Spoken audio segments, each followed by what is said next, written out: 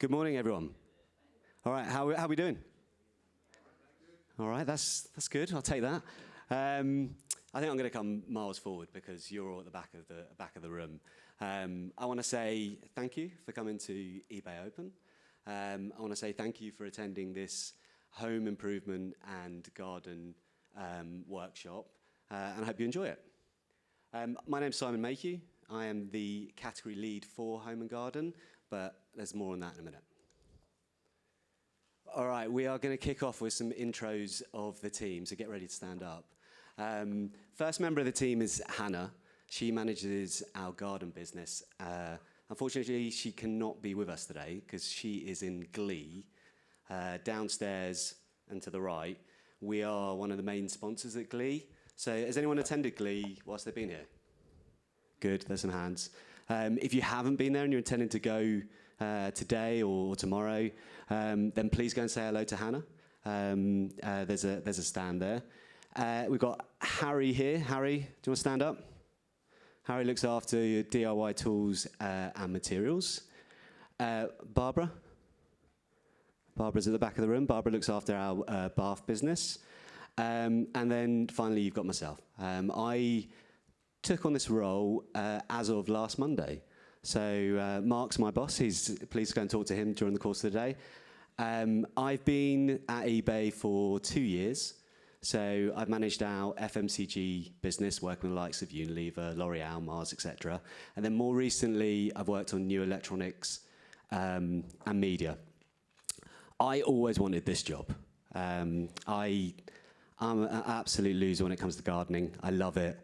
My kids question whether I spend more time thinking about my lawn than them, which is like massively unfair because I only do that in March and September. So right now I'm at peak lawn focus and I'm just looking out my window all the time. I try my best when it comes to DIY, but I've made lots of mistakes. There was a floating shelf that looked perfectly level, but you just couldn't put anything on it. And I've learned that you just got to get the right tools and you can't cut any corners. I'm very lucky to have such a good team, so I've kind of watched them from afar, and I know they do an absolute brilliant job offering our shoppers more choice, saving our shoppers time, saving them money, and I'm looking forward to working with them. In terms of the agenda, I'm going to spend a little time talking about some key opportunities in home and garden, and some new news in that. Then we are going to have a fireside chat, which clearly that slide has not been updated. That's a miss.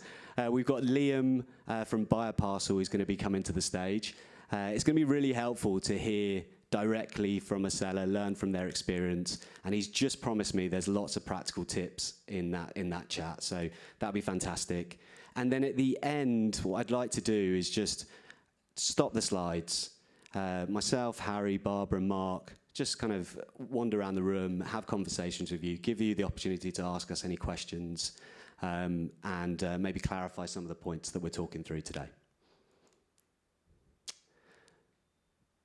So, what is home and garden at eBay? I think the first point I want to make is the business is enormous. Like, that was one of the exciting things about coming into this area. I wasn't allowed to put the number on the slide, but it's well over £2 billion.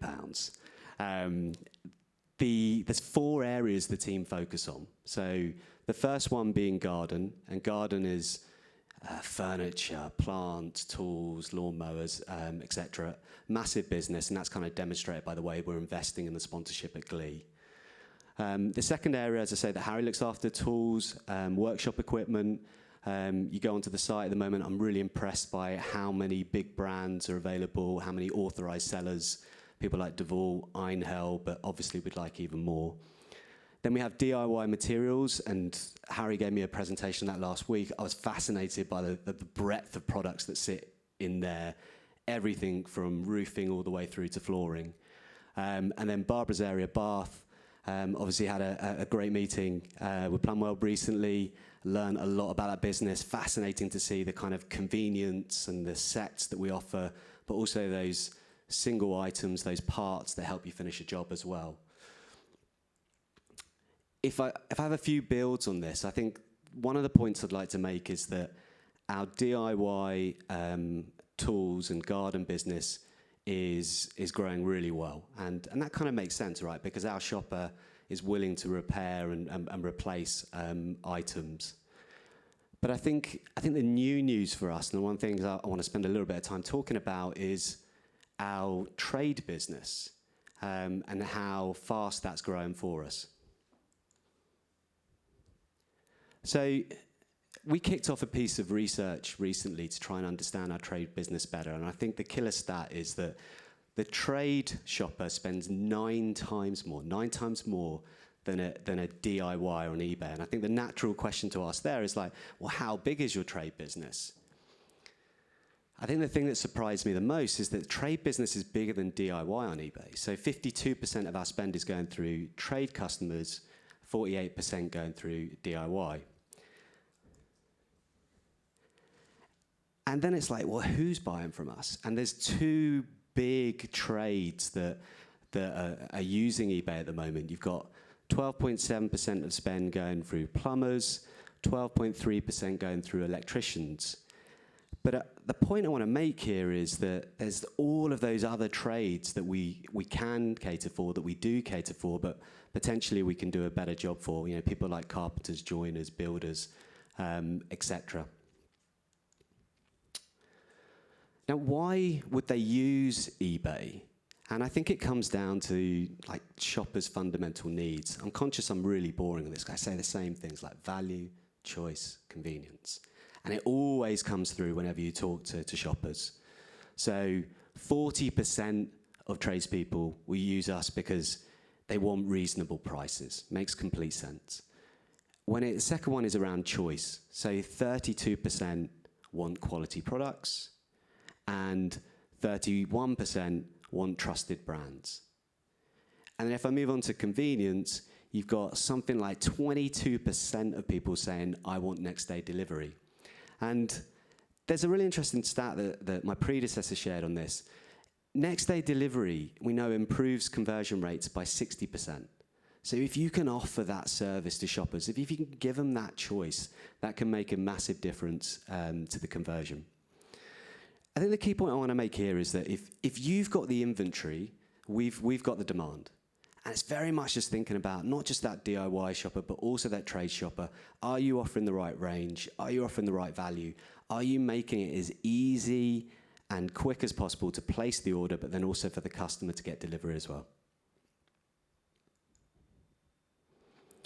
Now, the second key opportunity that I wanted to talk about was peak. And this slide just summarizes some of the learnings that the team shared from the year gone. I think the first point is that we can drive, or we can sell branded SKUs incredibly quickly during this period. It could be clearance, it could be box damaged, it could be open box, it could be returns, it could just be a market-leading price. We can capitalize on all these extra people, all these extra visitors come into our site, and we can sell through these products incredibly quickly. The second point is that we've got our biggest growth coming from tools and accessories, things like batteries. But the thing that surprised me coming into this area and reviewing the top sellers from peak last year was just the breadth of products that we can sell. So like, there's saws, there's beds, there's radiators in there. You know, there is an opportunity for lots of different products to be sold. And shoppers are looking for them during that period. And then I just want to make sure that we don't miss out on garden. Garden during the close season grew 2%.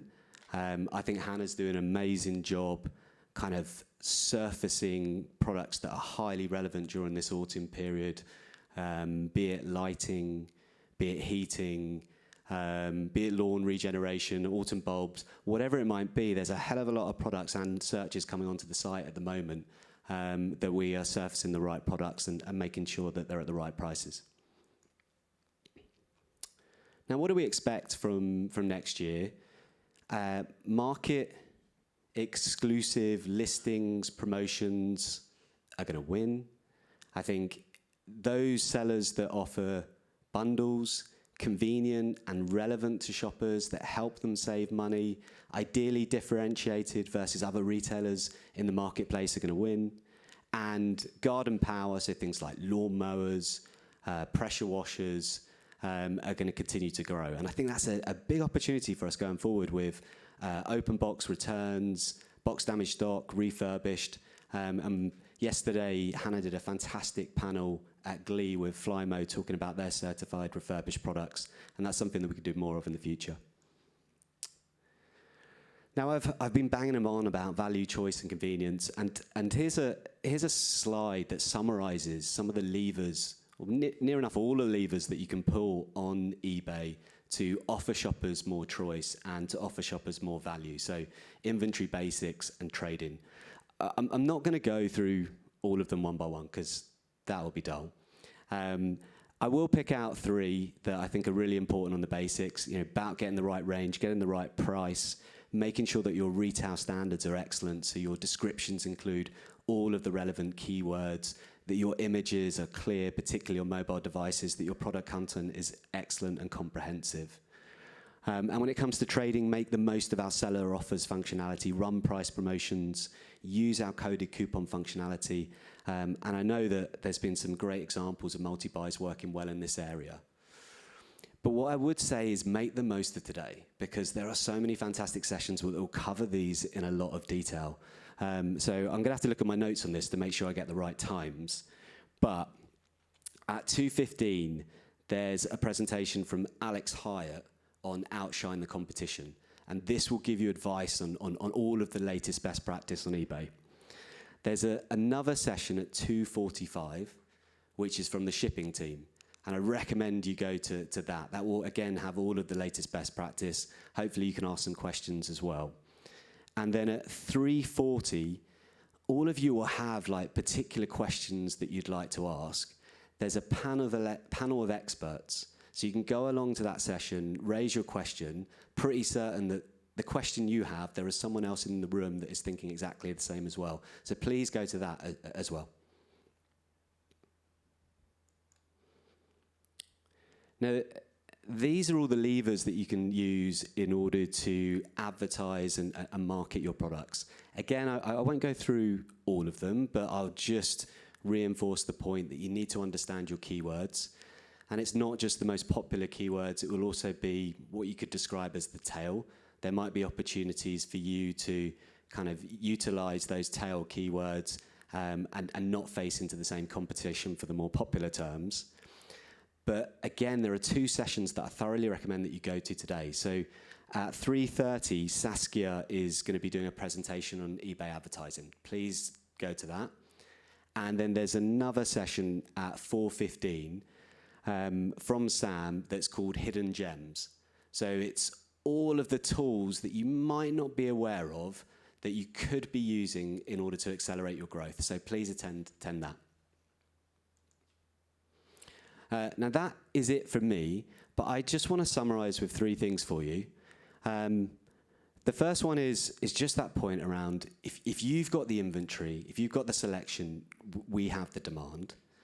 The second point is that think of that DIY shopper, think of that trade shopper. How can you cater for both shoppers? How can you offer them more choice? How can you offer them the right value? Capitalizing on some of those levers that I've shown you in terms of price promotions, coupons, multi-buys. And then how can you offer convenience? So can you offer quicker delivery? Can you give that option? Can you benefit from that massive increase in conversion that I spoke about in terms of next day delivery? And then the third point is just make the most of today. Whilst you're here, try and attend as many sessions as possible, ask as many questions. Please come and talk to us later on after the fireside chat, and we'll try and support you as much as possible and enjoy yourselves. But for me, I am now going to hand over to Harry and Liam. Please welcome to the stage. Can we have a big round of applause for them, please? I'll be back later. Thank you so much.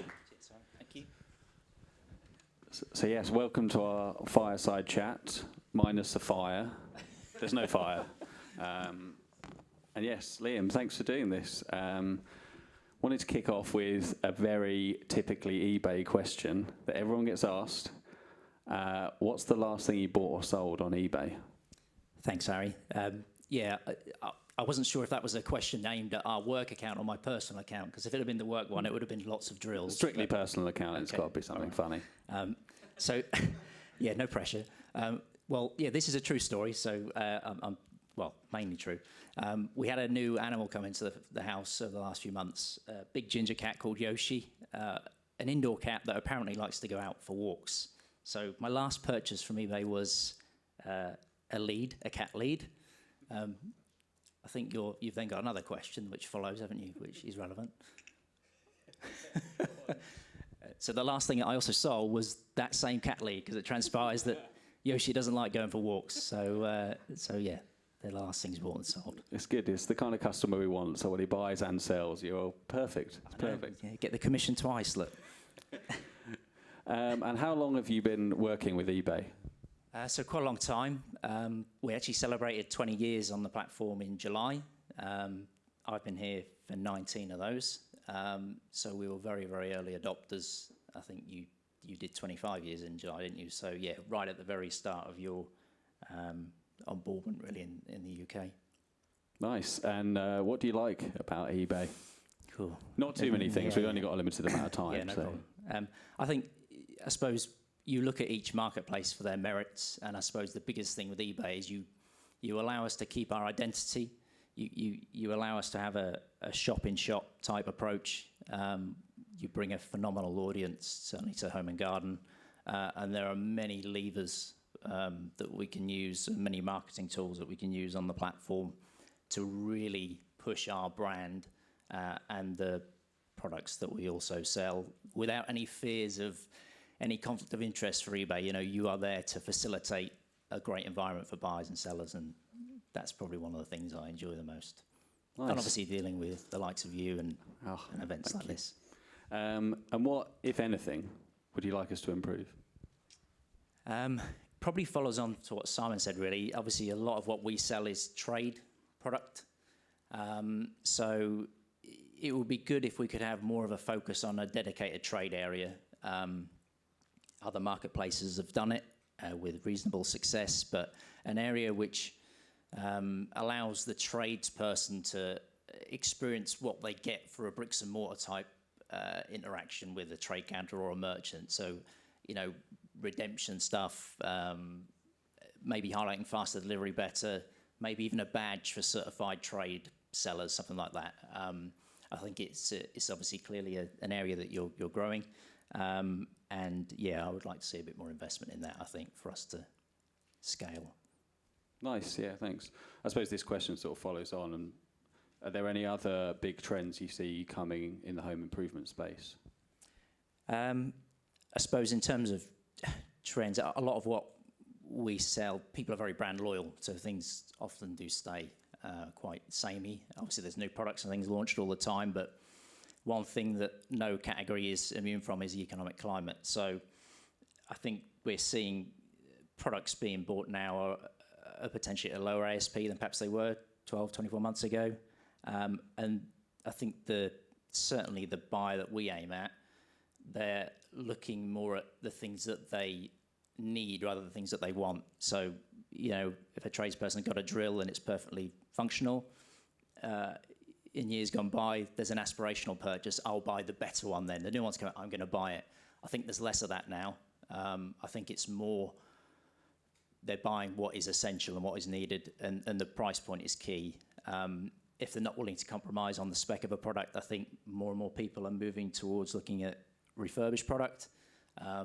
Maybe it's just open box, maybe it's just been used once, but still carries sort of that high spec. Certainly for a tradesperson, they don't mind if it's got the odd scratch, if it holds the same sort of quality. So, trends, I think price is a massive thing. Obviously, everyone knows that. They're the two things that I think we're seeing more movement towards at the moment. Cool, yeah, and I think, to go a bit deeper on that, obviously we're leading the way in terms of refurb, especially on tools, and you're part of that. Can you tell the story of that for how you came to doing that and what that looks like for your business? what, in terms of selling tools on the platform? Or Refurbished. Refurbished, yeah. So, with refurbished, some categories obviously have quite a high returns rate. We're quite fortunate, we're well below 1%, which is great. But obviously, if you send a lot out, you're still going to have 1% come back. So we need a medium facility to sell it through. So we enrolled in the certified refurbished on eBay last year, just to give us some more conditions to sell product, because obviously anything that's coming back into our business, unless it is brand new, not been opened, we obviously can't put it back on the shelf. So we need a facility to sell it. So we signed up to that, and now we have a breadth of conditions to sell product through, which works really well. And as we have a department set up for that, and obviously, like I said, it's not huge for us, it's now a service that we do extend to the brand partners that we deal with. So a lot of the big brands, the DeWalt's, the Bosch's, the Makitas, the Einhals of this world, don't have, a structured facility to sell refurbished stock. So now we offer that facility to them as well. And the great thing about that on eBay is that, regardless if it is just, it's been open once, there's a condition to sell it. If it's been used once, there's another condition. If it's, been used within an inch of its life, but it's still okay, there's still a condition for it. So, yeah, it's definitely, if you've got refurbished or used product, then yeah, it's a great thing to do. And it's not a huge part of our business, but it's, as obviously demand increases and there's opportunity for us to source it, then it's something that we want to do more of. Brilliant, yeah. Probably one of the key questions for people in the room here is, without giving everything away, what advice do you have for small and medium-sized businesses in the home and garden space on eBay?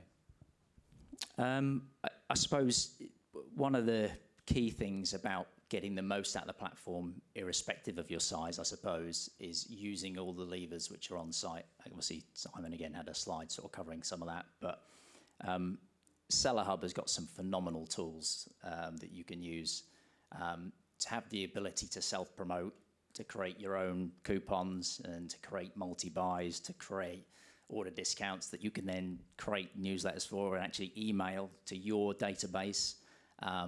And you can extend that email to just anyone who's actually transacted with you over a certain period of time. So you have huge potential to resell. So depending on how long you've been on the platform, you've got the opportunity to grow by marketing to your existing customer base. I don't think those tools are utilized anywhere near enough. And I don't think that a lot of people probably know how powerful they are. Some of the tools where they show you conversion factors, things like that are phenomenal. Outside of that, I think one thing I would say is that if you're on your growth journey, make sure you've got your structure in place, your foundations in place. The KPIs, like with any marketplace, are very stringent. You've got to make sure you've got your house in order. So we, very early in our journey, found that listing on the platform directly was a challenge. And order management, you can't just upload CSVs all the time. You've got to have something that's more dynamic, that's using the APIs and things available. So we opted for a third-party listing tool. There's a few here today, but we opted for a piece of software called AdLister, which is brilliant. It allows us to centrally manage all our products, and we've got circa 50,000 listings. So, we have to be able to manage that. And then warehouse stock control, order management as well is all part of a thing that they offer. And without that, we wouldn't be able to scale. It would be very difficult for us to do all the bundles and the various things that we do and keep our stock as accurate as we do. So, I think two things. Make sure that you're prepared for spikes. You can get caught out very easily if you've not got your house in order. And if you've got your ducks in a row, but you found you're not getting the business, make sure you're utilising all the tools on Seller Hub to market to your customer base. Great. And I suppose this sort of follows on, but how do you, thinking about peak upcoming, how do you prepare for that, and any advice on how businesses should prepare for that on eBay? I think if you've got the benefit of past sales, generally the percentage lifts on your normal run rate, well, certainly on our evidence anyway, in our sector, are reasonably they're very similar. So we'll be looking at sales over the last few months and looking at what the sort of percentage increases were. Obviously, coming into peak last year and applying those, and then making sure that our couriers are aware of the extra volume, so we're not failing any dispatch times, making sure that we've got the staff and things in place, all the standard stuff that, I'm sure most of these guys are going to be doing. One key thing I would say, and this is a great thing on eBay, that, if you don't quite get your forecast right, which invariably you might not, if you've got a good warehouse management tool, you can see what your capacity is for the day. You can see what you need to ship. Business policies on eBay allow you to extend and flex your lead time so you don't fail the customer, you don't fail the KPI. So making sure that, if you're on a Monday, you've got +1 handling time, and you can see that, you're getting up to 500 orders to send the next day. If you know that's your capacity, go on to business policies, change your handling time, move that to 2, 3, 4 days, whatever you need to, in order to make sure that you're then filling up the bucket for the following day, so that you're not ultimately failing the customer. Again, without that facility to be flexible on handling, you can't just get staff at the drop of a hat. So that's something that, we make sure we do use probably more so than ever during peak. Nice, yeah, that's great. And I think a lot of these things you've touched on, people will be able to learn more about at Open today. Aside from that, you've probably been to a couple of eBay Opens, I reckon. Have you got any advice for getting the most out of an eBay Open? Probably a bit late for this advice now, but let's be organised, I suppose. There's a lot going on. Prioritise the workshops most relevant to your business. Make sure that you ask as many questions as possible. We've been on the platform for a long time, but no one knows everything. So don't sort of approach a workshop thinking, yeah, we've got this covered, we know all this. Things change very quickly on eBay. There are new things added all the time. So approach all workshops with an open mind. Make sure you always come away with something. I've got best part of a 3-4 hour drive home, and I want to make sure that when I go home, there's something I know now about eBay that I didn't know when I came. And I suppose ultimately remember that, these opportunities don't come around very often to be able to ask the people of eBay face-to-face a question rather than filing something through merchant support, which you have to do most of the year, is a privilege. So, make the most of that opportunity. Network with like-minded sellers. Often the answers you crave are probably in the community. You'll be able to find the answers you need by talking to like-minded sellers. So, all those things and more, really, I would say. Nice, thanks. I think that's it for now. Thanks very much, Liam.